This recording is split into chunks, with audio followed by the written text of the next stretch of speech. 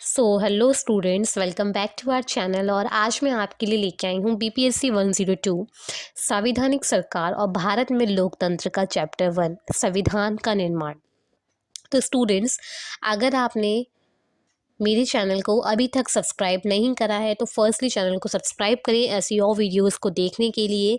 And students, bell icon को बजाना ना भूलें। तो स्टूडेंट्स, आज का वीडियो हम लोग स्टार्ट करते हैं और फर्स्टली हम लोग जान लेते हैं कि कौन कौन से टॉपिक्स हैं जो हम आज की वीडियो में डिस्कस करेंगे। तो पहला जो टॉपिक है स्टूडेंट्स वो है संविधान क्या है, लिखित और अलिखित संविधान, संविधान की आवश्यकता क्यों है, भारत शासन अधिनियम 1935, नेहरू रिपोर्ट, संविधान सभा का गठन और सार्वभौमिक वयस्क मताधिकार। तो स्टूडेंट्स, ये कुछ टॉपिक्स हैं जो हम आज की वीडियो में कवर करेंगे। और ये जो चैप्टर है स्टूडेंट्स वो हम दो पार्ट्स में डिवाइडेड करेंगे, पार्ट 1 एंड पार्ट 2। ठीक है, तो पार्ट 1 में हम नेहरू रिपोर्ट तक अपना जो एक तरीके से पॉइंट्स है वो डिस्कस करेंगे। एंड जो दो टॉपिक बचेंगे हमारे, संविधान सभा का गठन और सार्वभौमिक वयस्क मताधिकार, उसको हम पार्ट 2 में कवर करेंगे। ठीक है, तो स्टूडेंट्स, आज का वीडियो हम स्टार्ट करते हैं। बहुत ही सरल शब्दों में मैं आपको पूरे चैप्टर को एक्सप्लेन करूंगी। कोई भी डाउट्स वगैरह होता है वो आप मुझे कमेंट बॉक्स में बता सकते हैं। ठीक है, तो फर्स्टली स्टूडेंट, जो हमारा टॉपिक है वो है संविधान क्या है। ठीक है, अगर हमें संविधान को पढ़ना है तो पहले हमें जो संविधान शब्द है उसका जो अर्थ है वो जानना बहुत ही ज़्यादा ज़रूरी है। देखिए, संविधान शब्द दो शब्दों का एक समूह है। ठीक है, संविधान शब्द दो शब्दों का एक समूह है, सम और विधान। ठीक है, सम और विधान से मिलकर बना है संविधान। सम का जो अर्थ होता है बराबर, यानी कि समान, और विधान का अर्थ होता है नियम और कानून।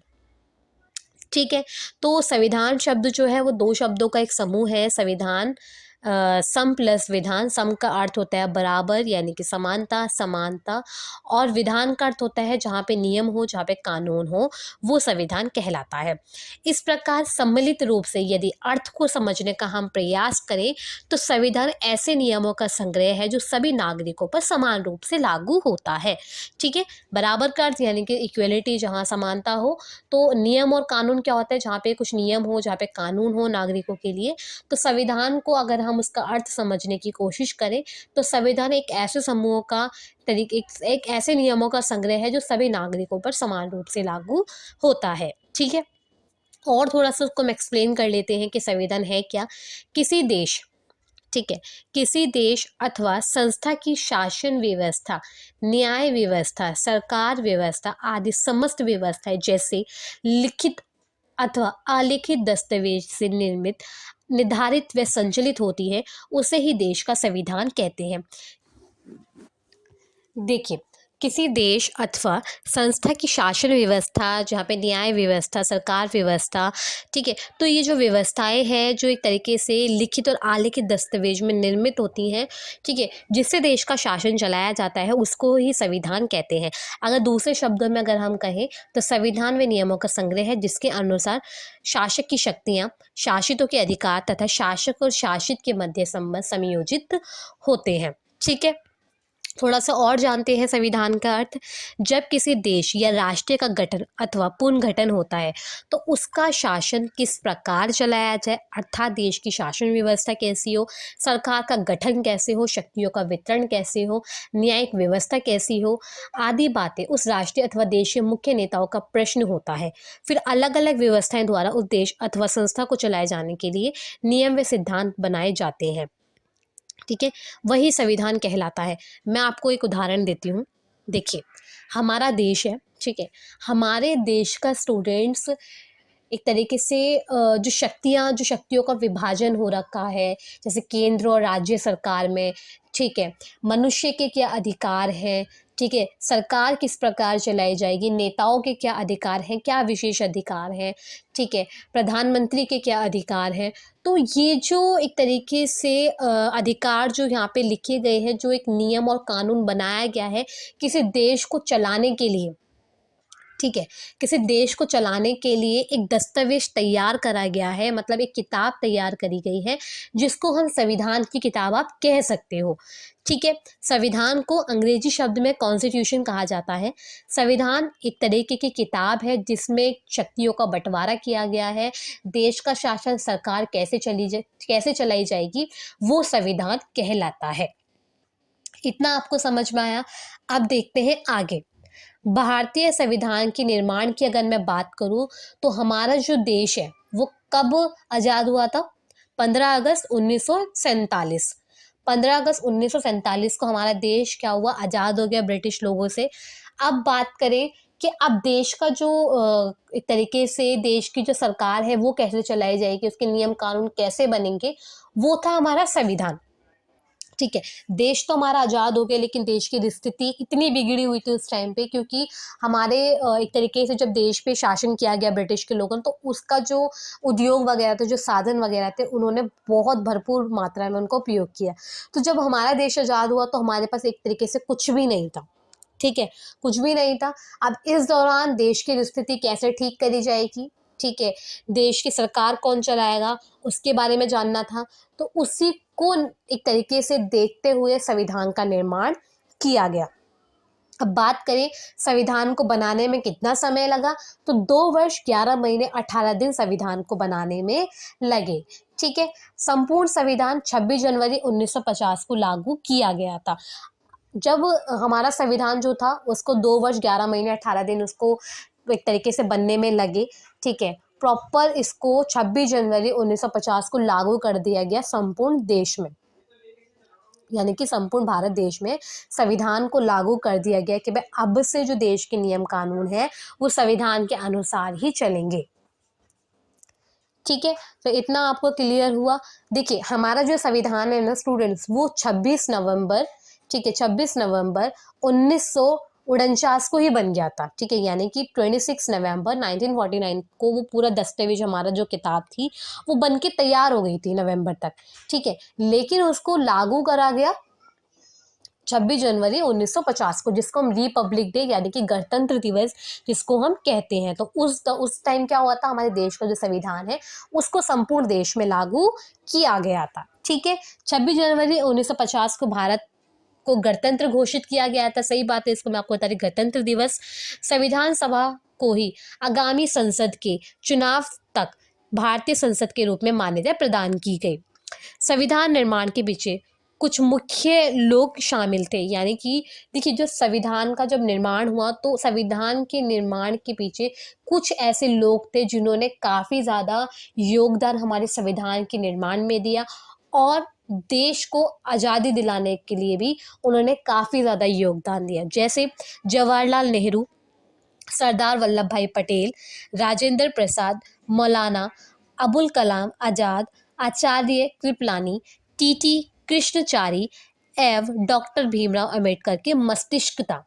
ठीक है, कुछ प्रमुख व्यक्तियों ने डॉक्टर भीमराव अंबेडकर को संविधान का पिता कहा जाता है। अगर आप देखें, अगर आपने कुछ मूवीज़ भी देखी होगी, कुछ इनके ऊपर सीरियल्स वगैरह भी आते, तो हम मेनली जो संविधान का जो पिता है, ठीक है, संविधान का जो पिता है वो डॉक्टर भीमराव अंबेडकर जी को कहा जाता है कि इनके द्वारा ही संविधान की जो उत्पत्ति है वो हुई, क्योंकि इन्होंने ही जागरूकता फैलाई थी कि हमारे देश का एक संविधान होना काफ़ी ज़्यादा आवश्यक है।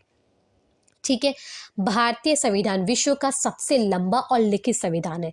तो हमारे देश का जो संविधान है स्टूडेंट, वो पूरे विश्व में सबसे लंबा और लिखित, यानी कि लिखित का मतलब होता है जो चीज़ लिखी हुई हो, जो चीज़ रिटर्न में हो, वो वाला संविधान है। ठीक है, अब देखिए संविधान का अर्थ आपको अच्छे से समझ में आ गया। अब हम जानते हैं लिखित और अलिखित में क्या डिफरेंस होता है। ठीक है, कुछ ऐसे देश हैं जहाँ पे संविधान लिखा हुआ है और कुछ ऐसे देश हैं जहाँ पे संविधान लिखा हुआ नहीं है। ठीक है, अब देखिए लिखित संविधान एक संविधान निर्मात्री सभा द्वारा निर्मित होता है, वहीं अलिखित संविधान परंपराओं, सिद्धांतों और आवश्यकताओं के अनुसार निर्मित किया जाता है।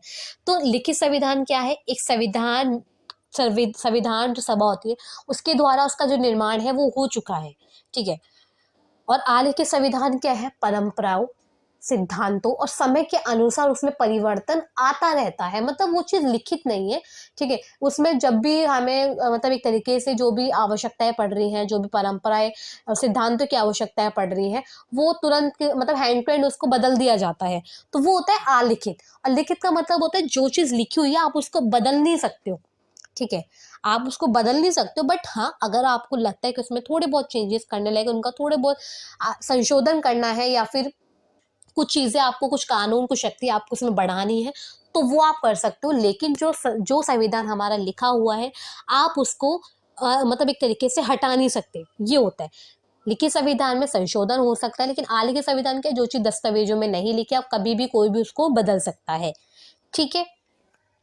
लिखित संविधान कानून के रूप में विधिवत अधिनियमित कानून दस्तावेजों में पाया जाता है।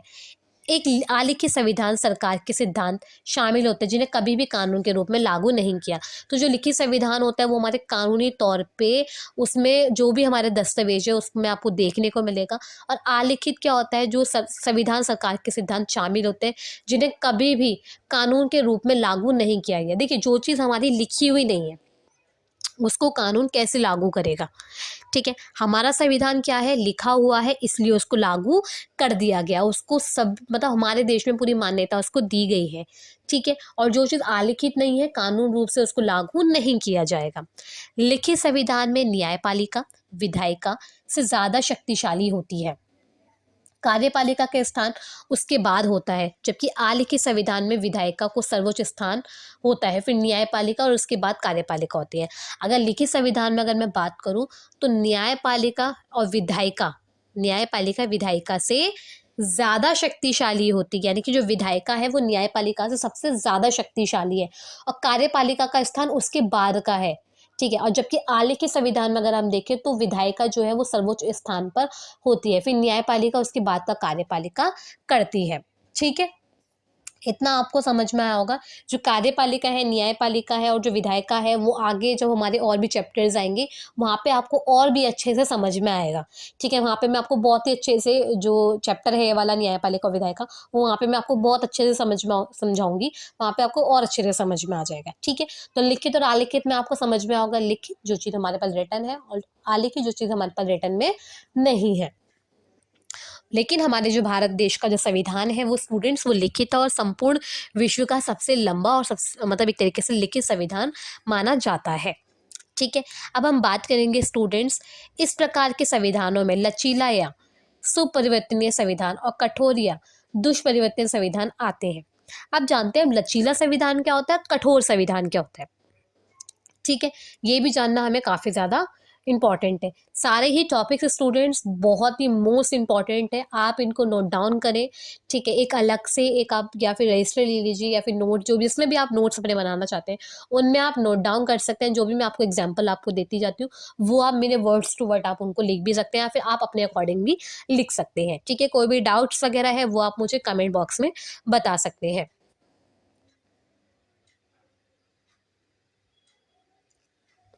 ठीक है। लचीले संविधान से तात्पर्य एक ऐसे संविधान से होता है जिसमें संशोधन की प्रक्रिया अत्यंत सरल हो, अर्थात जिस संविधान में सरलता पूर्वक परिवर्तन किया जा सके उसे लचीला संविधान कहते हैं। लचीले का मतलब चीजें होती हैं जो चीज सरल हो, ठीक है, जिसको आप सरलता पूर्वक आप उसमें परिवर्तन और या फिर आप उसमें बदलाव कर सकते हैं, तो वो लचीला संविधान कहलाता है। जैसे आपने देखा आलेखित संविधान, तो आलेखित संविधान क्या है, वो सिद्धांतों, परिवर्तनों और परंपराओं के अनुसार उसको बदलता रहता है, तो वो क्या है, लचीला, बहुत ही सरल है उसको बदलना, ठीक है। तो उसको हम लचीला एक तरीके से संविधान कहते हैं। संशोधन का मतलब होता है स्टूडेंट, मतलब बदलाव करना, ठीक है, कानून में बदलाव करना, जो भी शक्ति वगैरह होती है उसमें बदलाव करना, तो वो संशोधन कहलाता है, ठीक है। इस परिवर्तन या नमनीय संविधान भी कहा जाता है। ब्रिटेन का संविधान लचीला संविधान है, तो ब्रिटेन का जो संविधान है स्टूडेंट्स, वो लचीला संविधान माना जाता है। वहाँ जिस प्रकार साधारण कानून बनाए जाते हैं उसी प्रक्रिया से संविधान में संशोधन भी करा जा सकता है, ठीक है। तो वहाँ पे जो वहाँ का जो संविधान है ब्रिटेन का, वो बहुत ही ज़्यादा लचीला है, और वहाँ पे जिस प्रकार कानून बनाए जाते हैं उसी तरीके से जो संविधान का जो संशोधन है बहुत ही सरलतापूर्वक उसमें किया जा सकता है, तो वो होता है लचीला संविधान। कठोर संविधान की अगर मैं बात करूँ तो हमारे भारत का संविधान जो कि काफ़ी ज़्यादा कठोर है, ठीक है, उसको कोई भी नहीं बदल सकता। लचीला संविधान के विपरीत कठोर संविधान में परिवर्तन करना कठिन होता है। कठोर संविधान में संशोधन करने की प्रक्रिया जटिल होती है। अगर देखिए, आपको संविधान में, ठीक है, कोई भी परिवर्तन करना है या फिर कोई भी संशोधन करना है तो उसकी जो प्रक्रिया है वो काफ़ी ज़्यादा जटिल होती है। ठीक है, जैसे कि लोकसभा है हमारे भारत में, लोकसभा, राज्यसभा, ठीक है, तो इन प्रक्रियाओं से, मतलब इन प्रक्रिया जो प्रोसेस है पूरा, इन प्रक्रियाओं से एक तरीके से पूरी प्रक्रियाओं, पूरा प्रोसेस हमें करना पड़ता है कानून का संशोधन करने के लिए। तो हमारे देश की जो संविधान है वो काफ़ी ज़्यादा कठोर संविधान माना जाता है, क्योंकि इसकी जो प्रक्रिया है वो काफ़ी ज़्यादा जटिल है, अतः उसमें आसानी से परिवर्तन नहीं किया जा सकता। लिखित संविधान ही कठोर हो सकता है, लिखित संविधान ही कठोर हो सकता है। लिखित संविधान के द्वारा संविधान में संशोधन की प्रक्रिया स्पष्ट कर दी जाती है।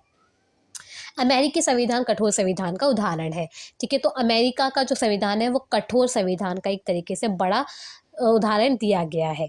ठीक है, तो यहाँ पे आपको अच्छे से समझ में आया लचीला संविधान और कठोर संविधान, लिखित और अलिखित भी आपको अच्छे से समझ में आया होगा। अब देखिए, संविधान की आवश्यकता क्यों है। मोस्ट इम्पॉर्टेंट है कि हमारे देश में स्टूडेंट संविधान की आवश्यकता क्यों पड़ती है, मतलब क्यों हमें इसकी ज़रूरत है और क्यों इसको बनाया गया है। ठीक है, ये जानना हमारे लिए काफ़ी ज़्यादा इम्पॉर्टेंट है। देखिए, किसी भी देश को सुचारू रूप से चलाने के लिए संविधान की आवश्यकता पड़ती है। देखिए, एक इतना बड़ा देश है स्टूडेंट्स, तो उसको एक व्यक्ति तो बिल्कुल नहीं चला सकता। ठीक है, अगर किसी भी देश में कोई भी नियम या कानून नहीं होंगे तो लोग अपनी अपनी तानाशाही करेंगे। ठीक है, लोग अपनी अपनी तानाशाही चलाएंगे, तो इसलिए हमारे देश में संविधान की आवश्यकता बहुत ही ज़्यादा पड़ती है, क्योंकि देश के, मतलब संविधान के द्वारा ही किसी भी देश को हम सुचारू रूप से चला सकते हैं। ठीक है, यानी कि नियम और कानूनों को देखते हुए चला सकते हैं। संविधान कानूनों का एक महत्वपूर्ण दस्तावेज है। तो संविधान जो है वो कानूनों का एक महत्वपूर्ण दस्तावेज है, जो सरकार की मूल संरचना और इसके कार्यों को निर्धारित करता है। यानी कि संविधान ही एकमात्र ऐसा दस्तावेज है जो सरकार की कार्य, सरकार की शक्तियाँ को दर्शाता है और निर्धारित करता है, जिसके अनुसार देश का शासन चलता है। यानी कि हमारे संविधान में सभी सरकार की शक्तियों का बंटवारा किया गया है, किसके क्या कार्य हैं, किसके क्या विशेष अधिकार हैं, उन विशेष अधिकारों को कैसे लागू किया जाएगा, नियमों को कैसे लागू किया जाएगा। ठीक है, केंद्र के क्या शक्तियाँ हैं, राज्य की क्या क्या शक्तियाँ हैं, तो उन सभी जो एक तरीके से कार्य जो है, जो शासन है, वो सभी का वर्णन संविधान में किया गया है। प्रत्येक सरकार संविधान के अनुसार कार्य करते, यानी कि जितनी भी सरकारें हैं भारत में और भी देशों में जहाँ पे भी संविधान है, वो सभी संविधान के अनुसार ही कार्य करती है। संविधान देश के अन्य सभी कानूनों का श्रेष्ठ होता है। श्रेष्ठ का मतलब होता है जो, जहाँ पे भी संविधान है, जैसे अमेरिका हो गया, ठीक है, प्लस हमारे भारत का संविधान हो गया, तो जहाँ पे भी संविधान है वो सभी कानूनों से श्रेष्ठ माना जाता है, यानी कि सबसे सर्वोच्च माना जाता है। ये सर्वोच्च कानून है, यानी कि संविधान जो है ये सर्वोच्च कानून है, जो सरकार के अंगों तथा नागरिकों के आधारभूत अधिकारों को परिभाषित करता है। यानी कि जो संविधान है वो सरकार के अंग, अंग क्या है, जैसे कार्यपालिका, न्यायपालिका, विधान पालिका, तो ये सरकार के अंग है। ठीक है, इनके अधिकारों को बताता है। ठीक है, अधिकारों को परिभाषित करता है, शक्तियों को परिभाषित करता है। संविधान लिखित नियमों की एक ऐसी किताब है, मैंने आपको बताया संविधान क्या है, एक ऐसी किताब है जिसमें सभी की शक्तियाँ बताई गई है, सभी के कार्य बताए गए हैं, जिसे किसी देश में रहने वाले सभी लोग प्रमुख रूप से मानते हैं। संविधान से किसी क्षेत्र में रहने वाले नागरिकों के बीच के आपसी संबंध तय होने के साथ साथ लोगों और सरकार के बीच भी संबंध तय होते हैं। तो संविधान क्या है, एक नियमों का एक किताब है, जिसे किसी भी देश में रहने वाले सभी लोग सम्मुख रूप से मानते हैं, यानी कि सभी लोग इसको सम्मुख रूप से मानते हैं। संविधान से किसी क्षेत्र में रहने वाले नागरिकों के बीच आपसी संबंध तय करा जाता है और सरकार के बीच भी आपसी संबंध तय करा जाता है। संविधान अनेक कार्य हैं, जिनमें प्रमुख इस प्रकार है। तो यहाँ पे संविधान के कुछ कार्य हैं, वो मैं आपको बता देती हूँ। देखिए, पहला जो है, ये साथ रहे, विभिन्न तरह के लोग के बीच जरूरी भरोसे तथा सहयोग विकसित करता है। तो संविधान क्या है? एक भरोसे की एक नींव है, ठीक है, जो सरकार को बनाए रखनी होती है, ठीक है। दूसरा, संविधान स्पष्ट करता है कि सरकार का गठन कैसे होगा तथा किसे फैसले लेने का अधिकार है। तीसरा, ये सरकार के अधिकारों को सीमा तय करता है तथा हमें बताता है कि नागरिकों के अधिकार क्या क्या है, ठीक है। तो ये जो संविधान है वो सरकार के अधिकारों की जो सीमा है वो तय करता है और हम नागरिकों के क्या अधिकार है उनको भी बतलाता है। कौन? संविधान, ठीक है।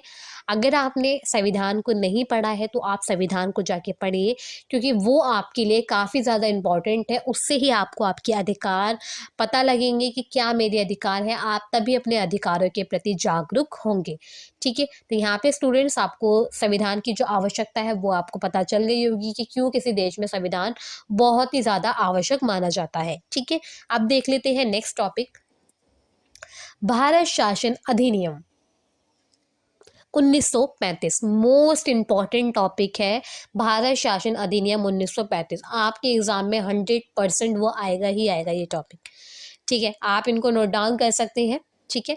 अब देखिए, ये अधिनियम मुल्क अगस्त 1935 में ब्रिटिश पार्लियामेंट से पारित हुआ, जो कि उस समय के अधिनियम संसद का सबसे लंबा अधिनियम था। तो ये जो अधिनियम था ये अगस्त 1935 में ब्रिटिश पार्लियामेंट से पारित हुआ, जो कि उस समय का सबसे बड़ा और सबसे लंबा अधिनियम कहा जाता है। इस अधिनियम की निम्न मुख्य विशेषताएं थी। क्या विशेषताएं थी वो जानते हैं।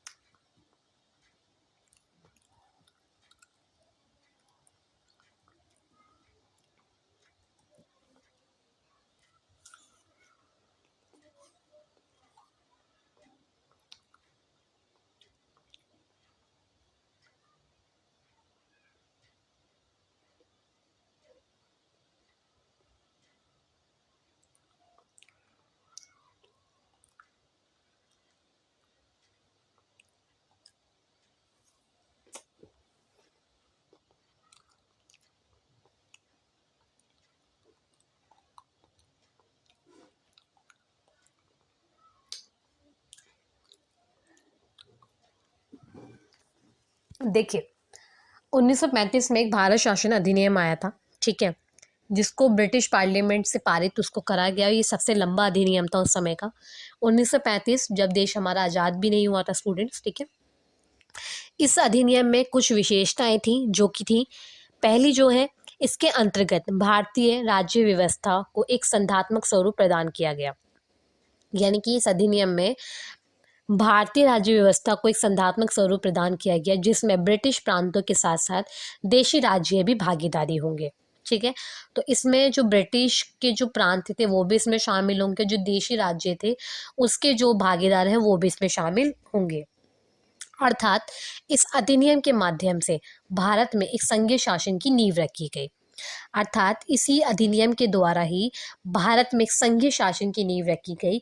इस संघीय शासन की दो प्रमुख इकाइयां थीं, पहली ब्रिटिश प्रांत और दूसरी देशी रियासतें। हालांकि ये संघीय व्यवस्था कभी लागू ना हो सकी, क्योंकि देशी रियासतों ने इस संघीय व्यवस्था में ना शामिल होने का निर्णय किया। अब क्या हुआ, एक भारत में एक संघीय शासन की नींव रखी गई, ठीक है, जिसमें दो थे, पहली ब्रिटिश प्रांत थे और दूसरी थी देशी रियासतें, ठीक है। मतलब भारत के जो लोग थे उनका कहीं भी नामो निशान कहीं भी नहीं था, समझ रहे हो आप, कहीं भी नहीं था, क्योंकि उस समय देश हमारा आज़ाद नहीं हुआ था। ब्रिटिश के लोग अपने अनुसार ही रियासतें बना रहे थे कि कौन इसमें भागीदार होगा, ठीक है, इस भारत शासन अधिनियम में कौन इसमें भागीदारी लेगा। तो उस समय क्या हुआ, जब ये संघीय शासन बने तो जो देसी रियासतें थी, ठीक है, उन्होंने इसमें आने से मना कर दिया, ठीक है। तो ये जो संघीय व्यवस्था थी ये लागू ही नहीं हो सकी फिर। अब दूसरी जो विशेषताएं थी वो क्या थी, इस भारत शासन अधिनियम 1935 के माध्यम से केंद्र व राज्यों की भी शक्तियों का बंटवारा कर दिया गया तथा राज्यों में लागू द्विविध शासन को समाप्त कर केंद्र में दृढ़ शासन को लागू कर दिया। अब क्या हुआ, इस भारत शासन अधिनियम में 1935 में मध्यम में केंद्र व राज्यों की भी शक्तियों का बंटवारा किया। केंद्र कौन होती है, जो पूरे देश पे शासन चलाती है, और राज्य जो केवल एक पर्टिकुलर राज्य पे, ठीक है। तो 1935 अधिनियम के द्वारा केंद्र और राज्य की शक्तियों का बंटवारा किया गया, क्योंकि जो देसी रियासतें थी उन्होंने बिल्कुल मना कर दिया था, ठीक है, उन्होंने बिल्कुल मना कर दिया था। तो अब फिर क्या हुआ, राज्यों में लागू द्विविध शासन को समाप्त कर केंद्र में दृढ़ शासन लागू कर दिया गया, ठीक है, ठीक है। फिर क्या हुआ, भारत शासन अधिनियम 1935 के तहत केंद्र और राज्यों की भी शक्तियों का बंटवारा हुआ, जिसमें 3 सूचियां थी, ठीक है। 3 सूचियों के आधार पर केंद्र और राज्यों के बीच में बंटवारा किया। ये 3 सूचियां क्या थी, संघीय सूची जिसमें हाँ, संघीय सूची जिसमें 59 उनके विषय थे, राज्य सूची में 54 और समवर्ती सूची में 36 थी, ठीक है। विषय का मतलब ये होता है कि विषय का मतलब ये होता है, जो संघीय सूची होती है, संघीय सूची मतलब जो केंद्र हमारी सूची होती है, उनके कुछ कार्य उसमें शामिल थे। राज्य सूची के राज्य सूची में शामिल थे। समवर्ती सूची का मतलब होता है जहाँ पे कुछ ऐसे विषय जो समवर्ती सूची में भी सम्मिलित कर दिए गए। अब क्या हुआ, 1935 में स्टूडेंट्स जो भारत शासन अधिनियम के द्वारा केंद्र और राज्य की शक्तियों के बीच बंटवारा कर दिया गया, जिसमें 3 सूचियां तैयार हुई, संघीय सूची, राज्य सूची और समवर्ती सूची, ठीक है। केंद्र के लिए आशंकीय उत्तरदायी शासन अर्थात त्रिविध शासन का प्रावधान किया गया, जिसके अंतर्गत शासन के विषयों को आरक्षित और हस्तांतरित 2 वर्गों में बांटा गया था। केवल हस्तांतरित मंत्रालयों के प्रभारी विधानसभा के प्रति उत्तरदायी बनाए गए थे। आरक्षित विषय पूर्वत गवर्नर जनरल और उसकी कार्यकारिणी के अन्य और अवध नियंत्रण में थे, जिनके लिए विधानसभा के प्रति उनका कोई उत्तरदायित्व नहीं था। चौथा जो विषय था वो था प्रांतों में जिनकी संख्या 11 हो गई थी, आशंकीय उत्तरदायी शासन के स्थान पर पूर्ण उत्तरदायी शासन का प्रावधान किया गया। सभी विभागों को मंत्रियों को सौंप दिया गया, उन्हें विधानसभा के प्रति उत्तरदायी बना दिया गया। जो 5वां विषय था वो था 6 प्रांतों में विधानमंडल द्विसदनीय कर दिया गया। ये प्रांत थे असम, बिहार, बम्बई, बंगाल, मद्रास, संयुक्त प्रांत। इनमें विधानसभा के साथ साथ एक विधान परिषद गठित किए जाने की व्यवस्था की गई। द्विसदनीय का मतलब होता है जहाँ पे 2 सदन होते हैं। तो कुछ ऐसे प्रांत थे जहाँ पे 2 सदनों की उत्पत्ति करने की बात करी गई, जैसे असम, बिहार, बम्बई, बंगाल, मद्रास, संयुक्त प्रांत, ठीक है। तो इनमें विधानसभा के साथ साथ एक विधान परिषद गठित की जाने की व्यवस्था भी की गई। फिर क्या हुआ, जो हमारा छठा जो विषय था, गवर्नर जनरल और प्रांतीय गवर्नर के विशेष दायित्व, स्वयं विवेक अधिकार, एकल निर्णय अधिकार, निषेधाधिकार आदि उनके प्रावधान द्वारा ब्रिटिश प्रभुत्व और नियंत्रण को बनाए रखने के लिए उपयुक्त प्रतिबंध भी 1935 के अधिनियम में था। 7वां, इस अधिनियम के अंतर्गत 1937 में केंद्र में एक संघीय न्यायालय की स्थापना का भी प्रावधान किया गया। अब एक अधिनियम में क्या हुआ, 1937 में केंद्र में एक संघीय न्यायालय की स्थापना का प्रावधान भी किया गया। केंद्र और प्रांत यानी कि राज्य, केंद्र और प्रांत दोनों में विधान मंडल पूर्णतः जन प्रतिनिधित्व मूलक बना दिए गए। उनमें मनोनीत सदस्य के लिए कोई स्थान ना रहा। केवल राज्यों की विधान परिषदों में कुछ स्थान गवर्नर द्वारा भरे जाने का प्रावधान रह गया। प्रांतीय निर्वाचनों का लगभग 14% जनता को मताधिकार प्राप्त हुआ, ठीक है। तो मतलब एक तरीके से जो प्रांतीय निर्वाचन थे, लगभग जो जनता थी उसको 14% ही उसका मतलब मताधिकार प्राप्त हुआ। 9वां जो था, निर्वाचनों की सांप्रदायिक स्वरूप बना रहा। दलितों, महिलाओं और मजदूरों वर्ग के लिए अलग अलग से निर्वाचन व्यवस्था थी। तो जो दलित थे, जो महिलाएं थी, जो मजदूर वर्ग थे, उनके लिए अलग अलग से व्यवस्थाएं निर्वाचन की गई थी। भारत शासन अधिनियम 1935 के तहत ही 1937 में वर्तमान म्यांमार को भारत से अलग कर दिया गया। ठीक है, तो 1935 के तहत ही जो वर्तमान म्यांमार है जो आप देखते हैं तो उसको भारत से अलग कर दिया गया था। भारत देश की मुद्रा और साख पर नियंत्रण के लिए भारतीय रिजर्व बैंक की स्थापना हुई। तो जो जो हमारे भारत देश की जो मुद्रा थी, जो साख थी, उस पर नियंत्रण बनाए रखने के लिए रिजर्व बैंक ऑफ इंडिया की स्थापना की गई थी। ठीक है, तो 1935 में ये जो भारत शासन का अधिनियम तो वो यही था कि केंद्र और राज्य की शक्तियों का बंटवारा किया गया, 3 सूचियों को तैयार किया गया, रिजर्व बैंक की स्थापना की गई ताकि मुद्रा और साख का नियंत्रण करा जा सके। ठीक है, तो वो यही सारी चीज़ें उस 1935 के अधिनियम में थी। अब बात करें नेहरू रिपोर्ट की। ठीक है, नेहरू रिपोर्ट क्या थी? नेहरू रिपोर्ट ने नेहरू जी ने क्या अपनी रिपोर्ट में दर्शाया था वो हम जानेंगे। क्या क्या उन्होंने पॉइंट्स अपने रखे थे नेहरू रिपोर्ट में, वो भी हम आगे एक्सप्लेन करेंगे। देखिए, जैसा कि आपने पढ़ा होगा, संविधान निर्माण में ब्रिटिश शासन के द्वारा विभिन्न अधिनियमों को शामिल करने का प्रयास किया गया। भारतीयों को इसका कोई भूमिका नहीं थी। भारतीयों को इसमें कोई भी भूमिका नहीं थी। भारतीयों के द्वारा संविधान तैयार करने का प्रथम प्रयास 1928 में नेहरू रिपोर्ट में किया गया। यानी कि भारत में जो संविधान को जो तैयार करने का जो प्रयास था वो 1928 में एक तरीके से नेहरू रिपोर्ट के द्वारा ही प्रस्तुत किया गया। मतलब हमारे संविधान में क्या क्या चीज़ें होनी चाहिए वो 1928 में नेहरू रिपोर्ट के द्वारा ही उसको प्रस्तुत किया गया। इसके पूर्व 1921 से 22 में असहयोग आंदोलन के द्वारा भारतीय स्वतंत्रता आंदोलन के नेताओं के द्वारा स्वराज के रूप में प्रयास किया गया। तो इसके पूर्व 1921 और 22 में असहयोग आंदोलन जो हुआ था, ठीक है, उस दौरान नेताओं के द्वारा स्वराज के रूप में प्रयास किया गया। 10 संविधान सभा और संविधान नेहरू रिपोर्ट मोतीलाल नेहरू के नाम से तैयार की गई। ठीक है, तो जो संविधान सभा है और जो संविधान नेहरू रिपोर्ट है उसको मोतीलाल नेहरू के नाम से तैयार की गई, जो मसविदा समिति के अध्यक्ष थे। तो नेहरू रिपोर्ट, तो ये जो जवाहरलाल नेहरू जी थे वो कौन थे? मसविदा समिति के अध्यक्ष थे। मसविदा समिति का निर्णय अखिल भारतीय राजनीतिक दलों के सम्मेलन में लिया गया था। उन राजनीतिक दलों में भारतीय राष्ट्रीय कांग्रेस, स्वराज पार्टी और मुस्लिम लीग शामिल थे। तो ये जो मसविदा समिति थी, इसमें जो हमारे राजनीतिक दल थे वो कांग्रेस हो गया, स्वराज पार्टी हो गई, मुस्लिम लीग जो थे इसमें शामिल थे। मद्रास की जस्टिस पार्टी और पंजाब की यूनियनिस्ट पार्टी इसमें सम्मिलित नहीं थी। नेहरू रिपोर्ट ने सार्वभौमिक मताधिकार और केंद्र एवं प्रांतों में जिम्मेदार सरकार की मांग की। तो नेहरू रिपोर्ट में सार्वभौमिक मताधिकार का मतलब ये होता है कि जहाँ पे सभी व्यक्तियों को वोट देने का अधिकार हो। ठीक है, केंद्र एवं प्रांतों में जिम्मेदार सरकार की मांग करी। इसने हालांकि प्रभुत्व शासन की मांग की, ना कि भारत की पूर्ण आज़ादी की। तो अगर हम देखें नेहरू रिपोर्ट में स्टूडेंट्स केवल संविधान के निर्माण की बात करी गई थी, ना कि देश की आज़ादी की बात करी गई थी।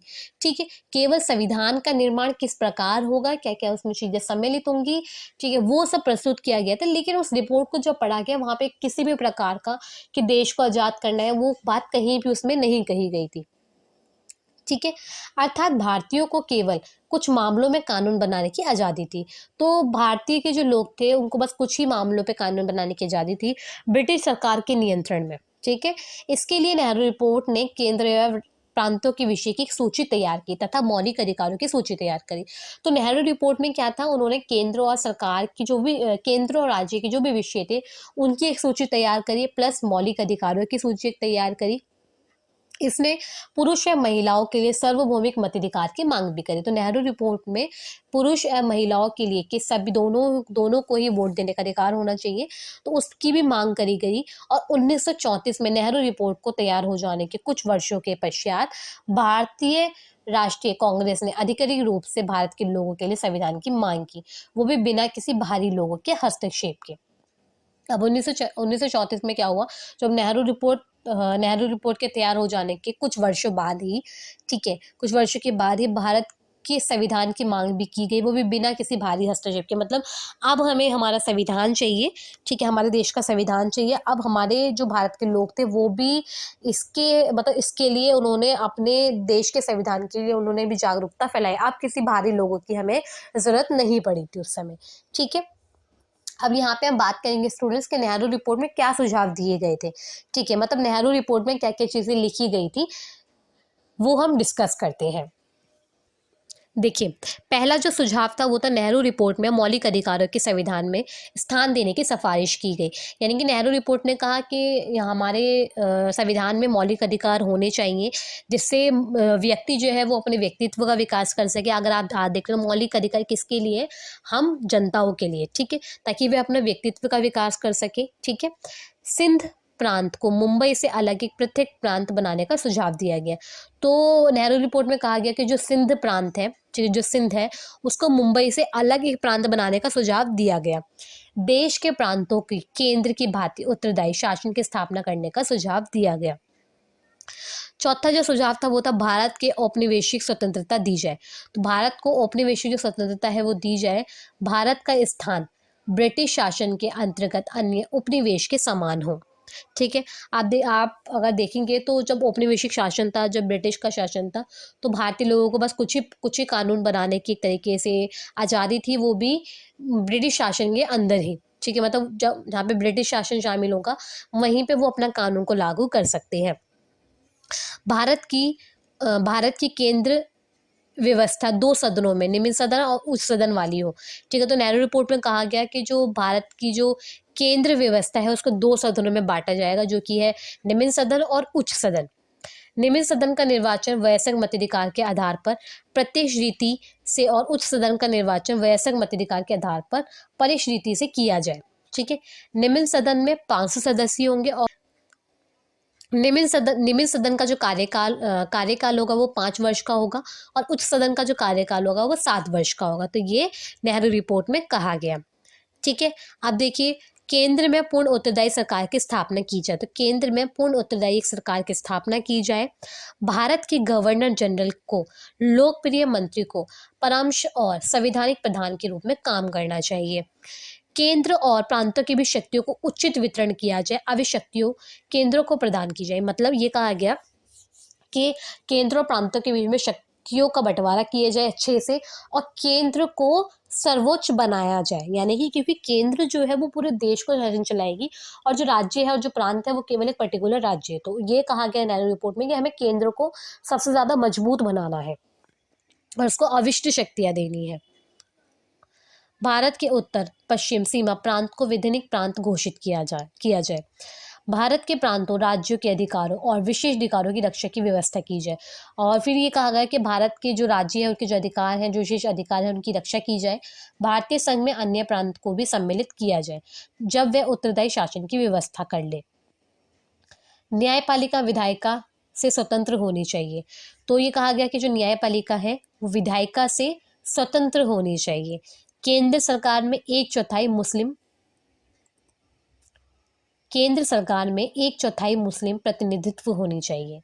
बंगाल और पंजाब प्रांत में जनसंख्या समुदाय के लिए किसी सीट का आरक्षण ना हो, लेकिन जिन राज्यों में मुस्लिम जनसंख्या कुल जनसंख्या के 10% से कम है वहां पर मुस्लिमों के लिए सीटों का आरक्षण किया जा सकता है। भारत में सरकार को संघीय रूप से स्थापित किया जाए। अल्पसंख्यकों के लिए प्रत्येक निर्वाचन प्रणाली को समाप्त कर दिया जाए, क्योंकि इससे सांप्रदायिक भावनाएं पैदा होती हैं। फिर था भारत में प्रांतों का गठन भाषाई आधार पर किया जाए। फिर ये कहा गया नेहरू रिपोर्ट में कि जो भारत का जो प्रांतों का जो विभाजन होगा, जैसे कि अगर आप आज के समय में देखते हैं कि जो भारत है तो वो बेशक एक ही, लेकिन यहाँ पे राज्यों का बंटवारा हो रखा है। जैसे कि दिल्ली हो गया, ठीक है, दिल्ली मुंबई, राजस्थान, तो ये सब क्या है, इनका बंटवारा हो रखा है। तो ये नेहरू रिपोर्ट में कहा गया कि जो प्रांतों का जो बंटवारा होगा वो भाषाई आधार पर, यानी कि भाषा के आधार पर होना चाहिए। मुसलमानों को धार्मिक और सांस्कृतिक रूप से संरक्षण दिया जाए। जो मुसलमान थे उनको धार्मिक और सांस्कृतिक रूप से उनका संरक्षण दिया जाए। धर्मनिरपेक्ष देश की स्थापना की जाए, यानी कि हमारे देश में भारत नेहरू रिपोर्ट ने कहा कि हमारे देश में धर्मनिरपेक्ष देश की स्थापना की जाए।